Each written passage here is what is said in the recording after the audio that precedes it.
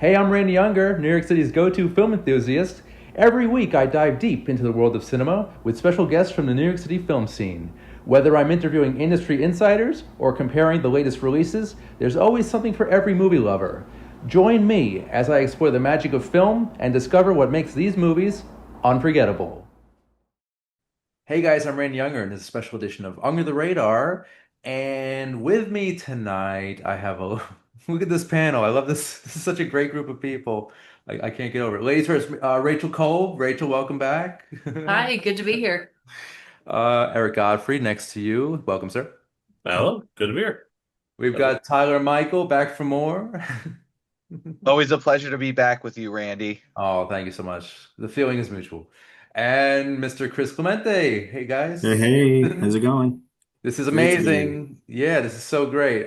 So unfortunately, this episode is under, it's bittersweet because we're going to be talking about a man, an actor who, he left behind such a great wealth of performances over the decades. I'm talking, of course, of Robert Redford, who passed away about a month ago.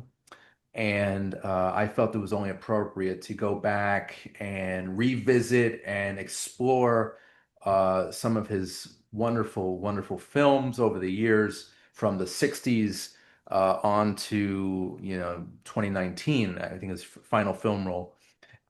It is bittersweet because, I wish it didn't have to take a death to give us the opportunity to shed a light on his life, to, something sad that's, basically giving us a reason to look at this man's career. But I am kind of grateful for everything he's given us.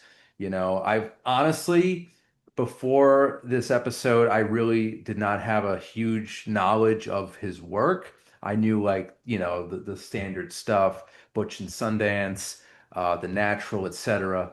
But going through his filmography this past month was so much. It was fun. It was just like really, he was a presence. He was a typical leading man. He was handsome. He was charismatic.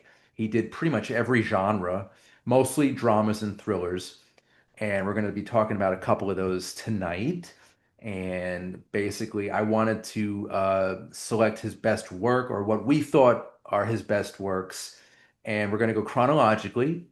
And I just want to start off with Tyler, going back to 1973 with Robert Redford's only Oscar nomination for Best Supporting Actor, The Sting, which features a performance that is Robert Redford's only Oscar nomination for acting.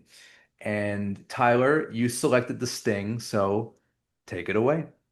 Thank you, Randy. Now, it's important to know that before the film was made, Redford has already worked with one of the stars in the film, Paul Newman, as well as the director, George Roy Hill, on Butch Cassidy and the Sundance Kid, which unfortunately I did not have time to see at the moment, but I do recommend that I haven't seen it since I was in middle school, but I do remember it being an amazing film. So coming back to The Sting, after a long period of time, I think the film still holds up. Mhm. What the film is initially about is it's about these two grifters who are just conning a gangster played by the legendary Robert Shaw. That's all you need to know to go in. The plot is complicated to explain, but Mhm. despite how complicated the plot is, it's easy to follow. It's very entertaining. It's has many twists and turns. It has different genres of being like a gangster film, a hustle movie, a comedy, a period piece. It just has everything going for it. And at the center of it, you have these two charming characters played by Paul Newman and Robert Redford, who work off each other very well. I do wish that they had more screen time together compared to what they had in Mhm. Butch Cassidy and the Sundance Kid. But every time they're on screen together, they're amazing. And every time they're off screen, they're just as entertaining when it's just them solo. But coming back to this film, another thing I really love about it is how it captures the 30s, how Mhm. it looks like a classic 30s film to the point where there's no extras in the streets when there usually should be. I mean, you don't see James Cagney getting shot in the middle of the street where there's extras. So that's a nice little callback. There are wives, there are heiresses.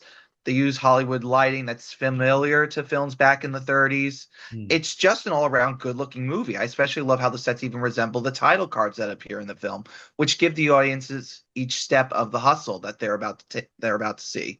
Like, honestly, I will say this. I don't think the film should have won Best Picture. Hmm. I think it's a great movie. I don't think it should go unnoticed. I don't think it's breaking any new grounds, but I still think it's a tremendously made film. And it's a shame that this was the second and final collaboration between Redford and Newman because they were perfect together. They had Oh great yeah, I'm chemistry. surprised they didn't do more after this. Yeah, like they could have done like a space movie or something. They could have done anything. And Hmm. I would have been like really enthralled by their on-screen chemistry. So Yeah. really Uh, great. Two very handsome astronauts. Yes, Here, but that's like the movie. Like here, we have to AI has to make that movie or something. mhm. No. Well, no, no, no, no, Don't no, No, please, speak that that's into no, no, no, no. existence. do not say How that, dare you? man. No. Oh no. Here's some good trivia though. Redford and Newman were supposed to be in the movie A Walk in the Woods that Oh, eventually Redford did with Nick Nick Nolte. Nolte. But Right. so it was supposed to go to Newman, but he passed away during that Oh time. man. Mhm. That would have been So so good. that would have been interesting. It's Like a like nice just like to cap off the trilogy, you know. Rachel, I think you're next with 1973's The Way We Were. Yes. Okay. So, how many of you have seen The Way We Were? I'm just kind of curious about that. I was in the I wrong haven't section, no. so I Okay. don't So, know. Randy saw it, Tyler saw it. Yeah. Okay. So, the reason why I picked this one was I wanted to make sure to represent the side of Robert Redford that was the heartthrob. That just like, as far as, um, just like to represent the charisma that he had on screen as a romantic lead. Hmm. Because of course you have a movie like Out of Africa, which also could have been a great choice. Also, same director, Sidney Pollack, did that one as well. Nice. Um, but I think this one was the perfect choice for me also because it has so many ties back to the theater community. One with Barbara Streisand being part of it. By the way, Barbara Streisand is adorable in this movie, I must say. One of the connections with this movie and with Broadway is the fact that Arthur Lawrence wrote the screenplay for this, and the fact that it's like which was also very much based off of his own life and experiences, and the fact that he had actually kind of helped discover Barbara Streisand uh, when he directed her in I Can Get It For You Wholesale. For those who are not familiar with The Way We Were, kind of the story is that it's people from two very different lives and very different kind of sets of values that end up unexpectedly falling for each other. Um, she's basically a young Jewish, unapologetically like left-wing communist activist on campus, and he's basically a waspy, kind of seems like he's above it all, Hmm. like doesn't really have a care in the world type of character. Hmm. Um, and like they see each other around campus. Like he sees her speaking at a protest, and his friends are kind of really awful about her and like say horrible things about her. But for whatever reason, he kind of keeps finding himself drawn to her, and she kind of similarly finds herself drawn to him, particularly when a one of their professors in school reads a piece that he wrote in class, and she walks away so frustrated from the class that she's basically just like tearing pages out of her book, just being like, my writing is absolute garbage. And this guy who, for her, from her perspective, this guy isn't even trying, and he's just so much better than I am at this. But it kind of starts to give her a little bit of insight into who he is underneath the waspy sort of outer appearance, and also apart from his really terrible friends who can continue to be terrible throughout the entire movie. Like, I'm just honestly, I'm like, how is this guy still friends with these people after all these years? Like, especially the last big scene where they're just like making jokes about Eleanor Roosevelt right after FDR dies, and you just kind of question, you're like, what do you see in these people aside from just that you're all very rich. With Robert Redford in this, his charisma is so undeniable that even when you just kind of want to throttle him and you get so angry with him because you're like, wow, she's so much better than you. And she deserves so much better, like in her partner and everything. You still understand why she can't help falling in love with him. The chemistry between Redford and Streisand, obviously, that's the main focal point here. They're both really cute together and just really kind of down to earth and charming. And I think they did a good job here.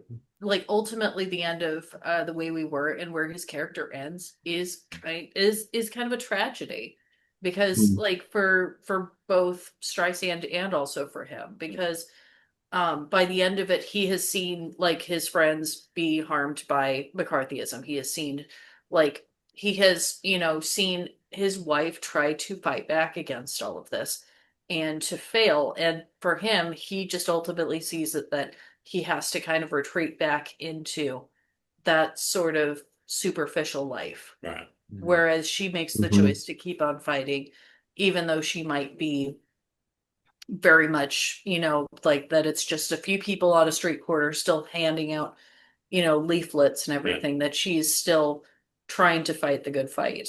Yeah. Um, so I think that even though it might be a romance, I definitely don't think that it should be, um, I guess, underestimated. We're gonna fast forward 3 years to 1976, and Chris has quite a film to talk about.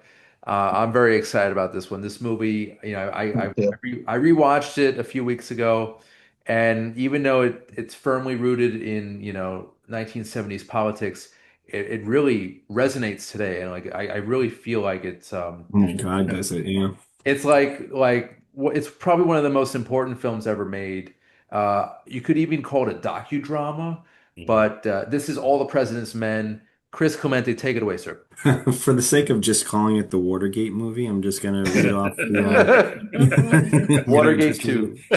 right, I'm just gonna read off the synopsis from IMDb. Two great reporters and rivals working for the Washington Post, Bob Woodward, played by Robert Redford, and Carl Bernstein, played by Dustin Hoffman, researched the botched 1972 burglary of the Democratic Party headquarters at the Watergate apartment complex. With the help of a mysterious source, codenamed Deep Throat, Hall Holbrook, the two reporters make a connection between the burglars and the White House staffer. Despite dire warnings about their safety, the duo follows the money all the way to the top. Man, oh man, what can I say about this film? Yeah. I revisit this quite a bit over the years, and you're absolutely right, Randy. It's more relevant today than ever. I find that a lot with 1970s movies. I find that with The Network Mm. by Sidney Lumet, Yep. and just discussing social media, even like today's version of social media. Um, it's a phenomenal movie.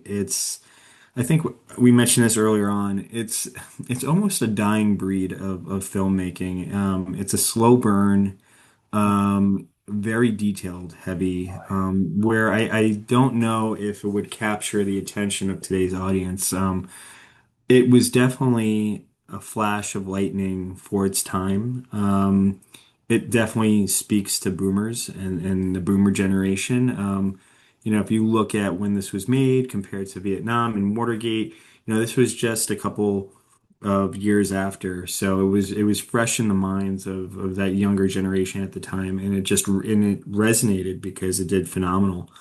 Um, I mean, like we said, this is Redford at his prime. Like this is his star power. He could have done anything. He could have done other rom-coms. He could have done more pretty boy pictures like The Sting almost, but he decides to go this route of just creating very political oriented, very heavy, gritty movies that are stories that need to be told and really to that wider audience. And it shows his guts as a filmmaker that really just carries on. Watching him beside Hoffman. is really special. It's not like the relationship between him and Newman. There's so much chemistry between him and Newman, whereas Hoffman, there is, but and maybe it's particular with this movie, but it's more of like a rival, like almost like instead of a fun brotherly couple like Newman and him, this is more of like a rivalry relationship, brotherly relationship, where in my opinion, actually, sometimes Hoffman's role in here actually overshadows Redford. I think there's a lot of leeway that Redford gives, and it just shows the testament of how generous he is as an actor. But boy, does this show him at his highest stardom. There are images of him biting pens that like just like writing and biting a pen. I'm like, man, this is a handsome man. This is a man that it Mhm. was born to be like a star, and it's just him at his height, and it just shows what he was destined to become.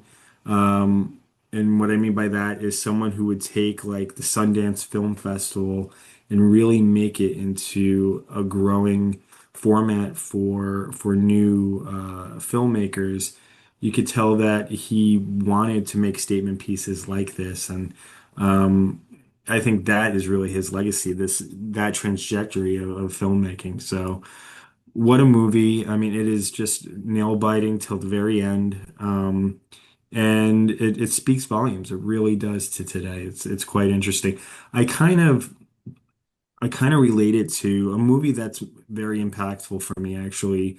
It made me open my eyes to the craft of filmmaking is United 93.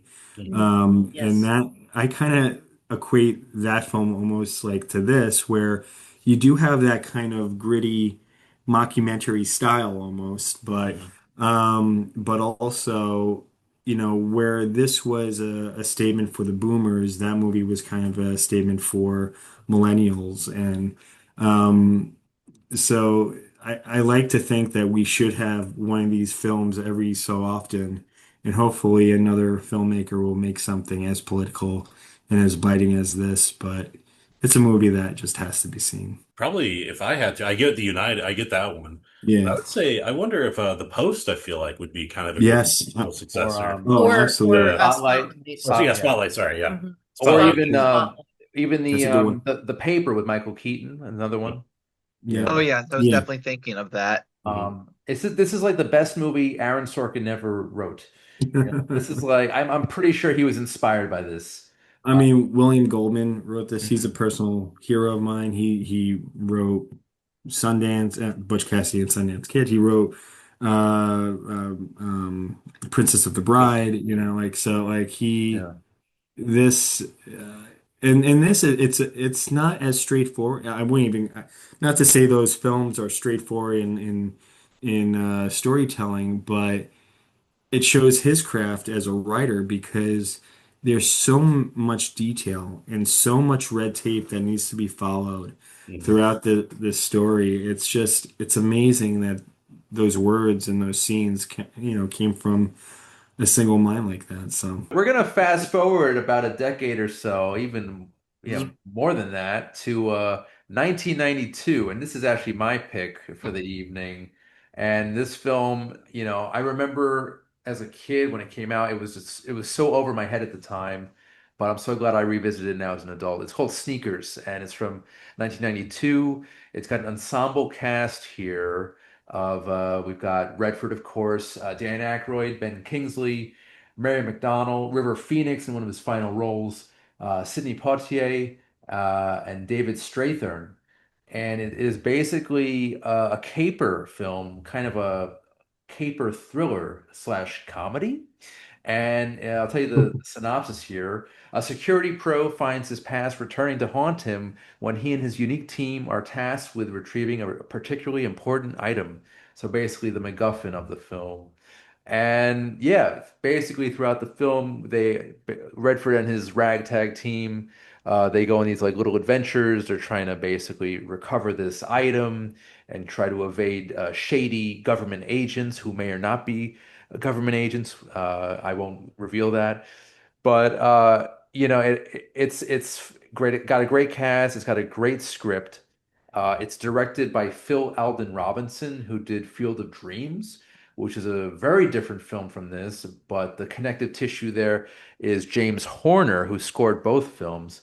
He has a great jazzy score here, played by I think it's the saxophone by Branford Marsalis, and it's just like a very quirky film. If you guys have not seen it, it is very special. It's one of my favorites now, and I think it's mostly because of the cast and the chemistry and the tone Definitely. overall. Um, it's just a really interesting movie, which kind of it could be very serious and dramatic, but at the same time very light and fluffy and charming and amusing. And Robert Redford leads the cast here. I was only what, like 7 or so when this first came out. Definitely not appropriate. I thought it would be because the poster's kind of cool, and you got Dan Aykroyd and all these recognizable actors who are responsible for basically my upbringing in film. And Hmm. I remember trying to watch it, it didn't work, but now I did, and I'm so glad I did. This small team of weirdos that Robert Redford's basically the leader of, they're so likable, they're so warm, and it feels like they could all be your uncle. Even River Phoenix, who's like 20 years old in the movie or something like that, he does a good job here. He's also in it for a painfully short amount of time, and yeah, Ben Kingsley's great too. I really can't praise this movie enough, and I hope you guys get to see it. 2001, we're going to be discussing Spy Game, the Tony Scott thriller with Redford and Brad Pitt. And I believe, Eric, that is your film, good sir. So take it away. Yeah, so I decided to revisit Spy Game because I remember just on an offhand watching it a while back and being like, hey, that was pretty good. And I wanted to kind of revisit it. And so it's kind of a lesser known one, a more recent one of Redford's. Yeah. But revisiting it, I also kind of, a lot of stuff stuck out. So the main premise is you have Brad Pitt, who is playing a CIA American operative by the name of Tom Bishop. He has a rescue operation in a Chinese prison that goes very wrong, and he has 24 hours before the Chinese government executes him. And his former mentor, Redford, who plays Nathan Muir, is having his last day at the CIA before his retirement. And he spends his last 24 hours trying to work behind the CIA's back to save his protege. Meanwhile, getting flashbacks to how the two of them came together and yada yada yada. And so, and what you have is a actually really good kind of classic spy thriller that's directed by Tony Scott. So it has that kinetic energy that Tony Scott has, uh, but is very much uh, still in the grain of having this old school thriller that instead of being action and bombast, it is about a man trying to manipulate a system and trying to use all the tricks of the trades that he has learned through the CIA. And what I especially like about it is when you watch it, there feels like it's kind of a passing of the torch movie of where you have Redford kind of getting towards the end of his career, and you have Brad Pitt, who's really the new explosion. And the two of them work very well together. I mean, the movie is the two of them. It's you take them out, you have just a normal kind of cool spy thriller, but it works because of the performances of both Redford and Pitt, and because the two of them just work so very well together. And it's not a perfect movie; it's a good movie, and the best parts are all the scenes involving Redford in the at the CIA as he's working behind the scenes, and how he's just using every tool, every trick, and how you're just seeing him do a lot of cool, interesting little spy games. And I really enjoy his performance because he just does have that kind of a person who has seen it all, but a person who who he does the good job of a person who always knows more than he's willing to uh let you think Absorb.